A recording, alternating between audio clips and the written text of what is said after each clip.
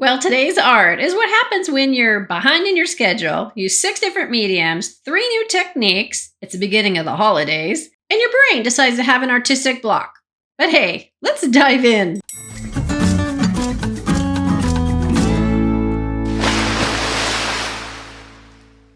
Welcome, SeaRoxxers. Well, today's funky fish is starting out on an 8x16 board, and we're going to cover it with some gesso, but with a twist. So I'm going to cover the board with the gesso, but I'm going to do this liberally and rather quickly because the next step, we want to make sure that our paint is still wet. If any spots have dried, go back and get those wet with paint again. And then the next thing we're going to do is we're going to take some saran wrap. With that saran wrap, get a piece that's bigger than your board, whatever size it is, and lay it on top while it's still wet. And then you're going to kind of squish it around. And essentially what we're doing is just making some texture. Best advice I can give to you using this technique is to make sure your paint is still wet and you need to move quickly with that saran wrap. Now I let mine dry overnight, but this is what it looks like once everything is dry and you pull that saran wrap off. Now you can use this technique with different colors or different backgrounds with a different color on top. But this is definitely one of my favorite ways to create texture. And check this out, isn't it cool? I just love all the little peaks and valleys and weird folds it makes. Well, today's funky fish has a plethora of different colors and textures and mixed media.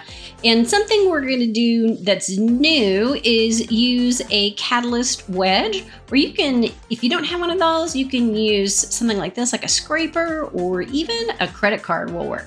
Now, the reason I chose a catalyst wedge for this project is because I didn't want to lose all of that texture. And by painting and using brush strokes, I was going to lose so much of it by being filled in. So with the catalyst, it scrapes across the top or is hard or as soft as I want it to be.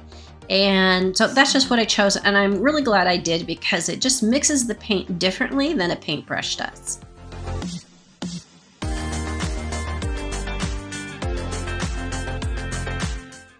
Another way to get paint on the catalyst wedge is to just run it in the paint, just like this, and then scrape it on wherever you want.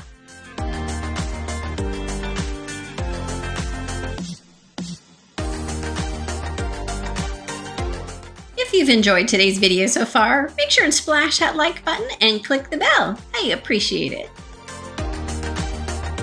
I do recommend that you use a heat gun or a blow dryer in between your layers to keep the colors pure if you don't want them mixed.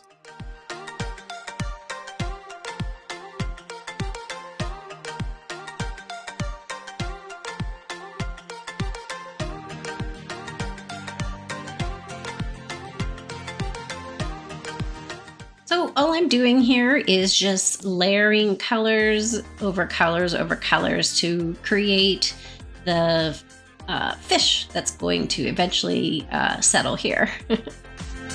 And don't forget those splatters to add a little bit of interest to your piece. But just be warned, you're probably going to get it everywhere just like I do. Once that was dry, it was time for a little mark making, and this time I'm going to use this, I call it a wax pencil. It's a pencil you can use on glass or plastic.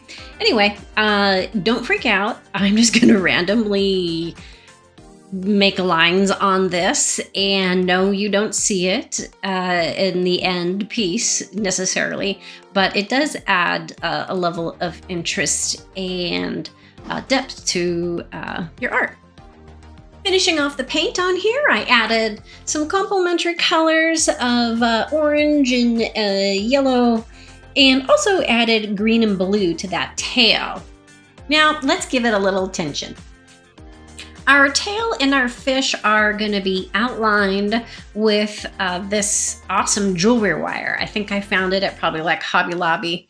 And while I love working with this, it does present kind of a challenge as far as getting it straight and things seeping underneath. but otherwise, I love working with this wire. I went ahead and just tacked it here with a hot glue so I could continue working and designing. And here's the outline for our fish in the wire, and I'm gonna attach this or tack it on here basically the same way.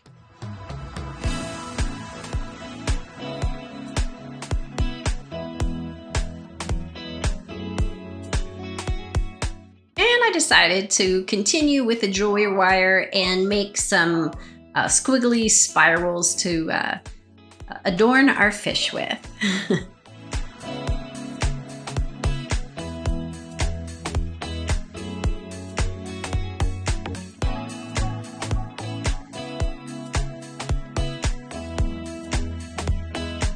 Next up on our funky fish is to add some tempered glass, and I'm gonna attach it with one of my favorites, which is the diamond glaze. So I'm just gonna fill in the middle of the fish with the chunks of tempered glass, and then I'm gonna leave the edges open, and then I'm fill that with more tempered glass, but the little tiny pieces that just kind of fall apart. Now I know at this point the glass is hard to see, but it actually is time to use some grout. I'm using the ready-to-use pre-mix grout in white from Home Depot, and I am just gonna grout the center where all those large pieces are, and just be very careful not to get it on the wire or into the gap that I left for the other glass. If you haven't subscribed already, I invite you to do that. Click the bell so you never miss a video.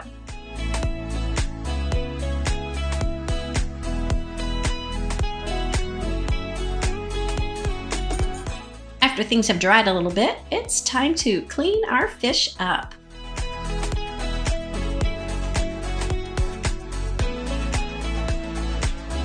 As far as grout cleaning goes, or glass cleaning, this is actually one of my favorite parts because it's like magic when the paint or whatever you have underneath shows through, and it just creates this incredible kind of kaleidoscope design. Now, again, something new, let's paint some grout.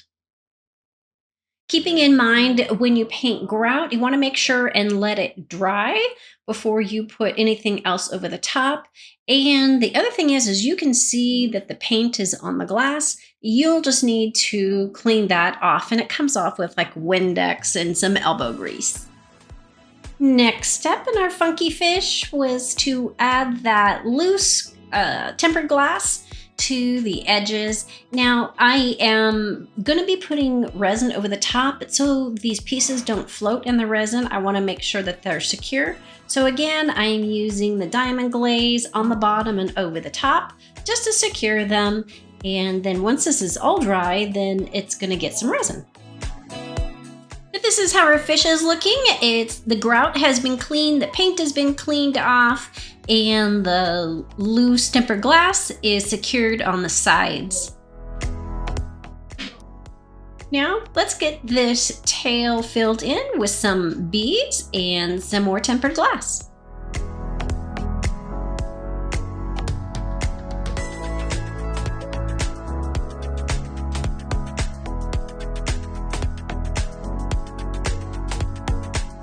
Decided to add an organic piece of that spiral jewelry wire to the tail just to kind of carry the design all the way through, and I'm going to secure it with a UV cure resin. It's going to be the easiest and the most secure until we get the resin on there. Now I'm going to take some Windex and shine up that glass, get the fingerprints off, any paint, glue, grout. We're just getting it ready for some resin. I'm going to start with my resin here at the tail, and as you can see, I went ahead and added the tempered glass to the tail as well. And I'm not going to drench this because I don't want to lose all the details, so I'm just kind of drizzling and getting just enough on there to cover things that need to be covered, but not too much. So pouring the resin on here, same idea, just kind of drizzle at first, don't submerge the whole thing, and then spread it out. You want to keep it contained within the wire and get into all those little nooks and crannies. And today we are using art resin.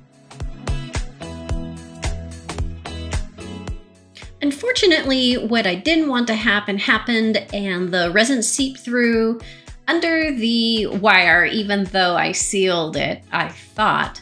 Anyway, so I had prepared some extra resin, and now I'm gonna go ahead and just add that to the outside of the fish. So the whole thing will be resined at this point. And don't forget to use your heat gun and torch to get all the bubbles out, cover it up. And next is our outside reveal. Here's a great close-up of our funky fish and all the little details that were added onto here. The glass and the beads and the wire. And there's a little surprise, a wire dorsal fin. Hey, thanks for joining me today. I hope you enjoyed yourself, or perhaps you're inspired or just entertained. I invite you to join the SeaRoxx family. Like, share, and subscribe with your salty friends, or even if they're not salty. Make sure to hit that notification bell so you never miss a video. And don't forget to follow me on my other social media platforms, visit my website, but most of all, thank you so much for watching. And until next time, go beach or go home.